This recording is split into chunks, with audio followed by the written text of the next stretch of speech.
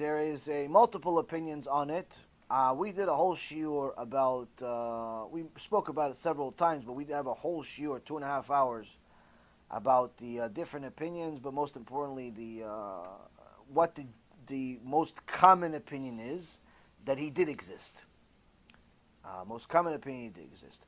The problem for the Christians is that the only document that verifies that he exists is the Torah, meaning the Gemara. Like, they don't have any secular historical information that proves his existence, because the New Testament, the False Testament, was written between 70 to 300 years after he died, meaning that the writers, the authors of the New Testament, never even saw him.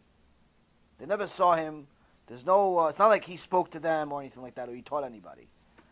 So that's one. Two, at the time that he lived, there's there was newspapers. There was, journalists all the time. There was journalists all the way from the time, even from the time of Egypt. Many of the things that were written in the Torah, you can see that Egyptian journalists wrote about it in their scribes. You can see that they wrote about it in the different hieroglyphics and so on. They found out many of the things that were written in the Torah, the oceans being split, the 10 plagues, all that stuff was actually written by Egyptians in their newspapers, if you will. So it's a third unbiased party wrote about what's written in the Torah, and this is in all types of museums for anyone who wants to know. Now, there's even, for example, you go to, I think it's in Holland, there's a museum of a certain nation that talks about how they were the descendants of Bilam and they ran away from Yeshua ben Nun.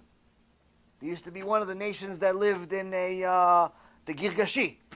The Girgashi, they ran away. Why? They the only ones, they ran away from, they lived in Eretz Yisrael, but they ran away. Why? Because Yeshua ben Nun went after them. They ran away. And they cursed Yeshua ben Nun and so on, but in essence, this is what there is in the Torah. They ran away from him. So this is a third party that, in essence, is not writing. It's not a Jew. So we have evidence of certain things. Why? Because journalists always existed. Historians always existed. Meaning that anytime there was somebody special, somebody wrote about it. Today, it's even more extensive. If some 13-year-old kid hits a grand slam, it's in 5 local newspapers and 18 different internet sites. If some kid eats an ice cream and has a cockroach in it, it's all over the news in every country, in every language. If there's a terrorist attack in some small town no one ever heard of, every newspaper, every TV channel, all of a sudden CNN is interested in going to, Guatemala. Why? Because something happened over there. So, 2,000 years ago, wasn't that different?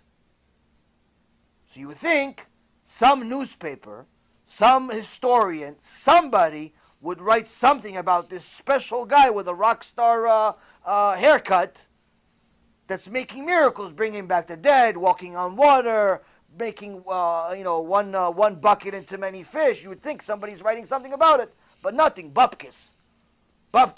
The only document that existed at his time that actually mentions him is the Gemara.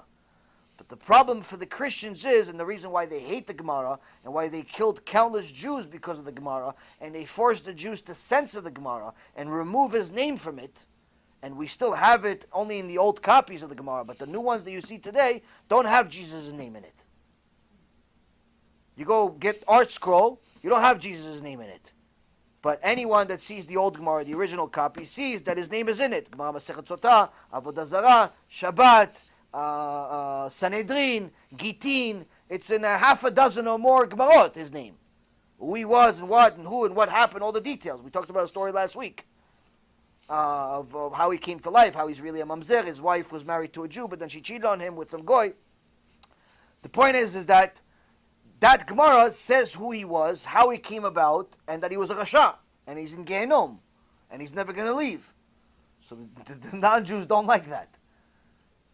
The Christians don't like that stuff. So they killed us for it. They killed many of us over it. So the general opinion is that he did exist. It's and we know exactly who he was, and what he did, and that's it. somebody wants to say he didn't exist. Okay, well, I don't really know what the benefit of saying it doesn't exist.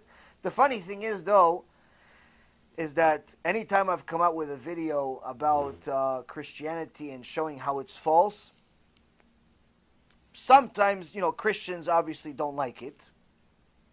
But, they'll say something ridiculous like, oh, you don't understand, or something like no proof or anything like that. You don't understand, or, But the worst people are religious Jews that defend Christianity. Those are the worst people. And you'll see in the comments on my YouTube videos, last week's video that came out with that story, the only ones that are defending Jesus are religious Jews. Not religious like Haridim, people that are actually on Shemit. People like half Reform, half secular, half something. They think they're religious. They think they know stuff. Why? Because they watched a few YouTube videos. And they decide, no, the opinion is this, as if they read all the books. They read one book, maybe. But they decide they know the opinion. So, point is that it's did he exist? The general, most common opinion is that yes. Who and what he was, we understand who he was. There's a lot of material about him, but, it's not very commonly spoken about in the way that we speak about it. Because, people don't want problems with the Goyim. I, on the other hand, think that it's important to speak about it because there are many Jews that are ignorant about the truth and they simply think that we're hiding it. So it's important to expose it and to show how filthy Christianity is, because in the last 25 years, almost 500,000 Jews have converted to Christianity due to their ignorance. And many celebrity Jews, which are, were reformed to begin with, are becoming openly Christian.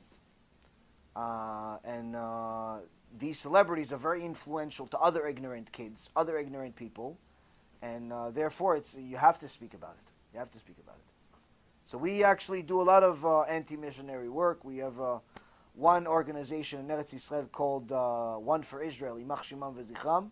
May Hashem give them a strange death this Rosh Hashanah, Bezrat Hashem, because these people are their entire existence is to destroy the Torah. Their entire existence is a group of Israeli Jews that have obviously become umarim. They're the worst people on earth, and anyone that gets offended by my wish for their death is simply an idiot and does not understand the danger that Am Yisrael is in from these people. These are simply the most dangerous people on earth. They have an endless amount of money, and they make countless high-end videos to convince Israelis and Americans to convert to Christianity. And they're very good at it. They're very, very good at it. So they're very dangerous. We've had a whole story with them.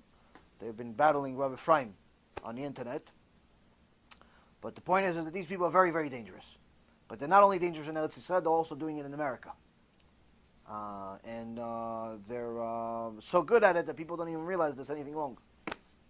And some Jews that are, support them without even realizing that they're supporting Christianity. So this is happening. This is happening in the world. It's a dangerous place.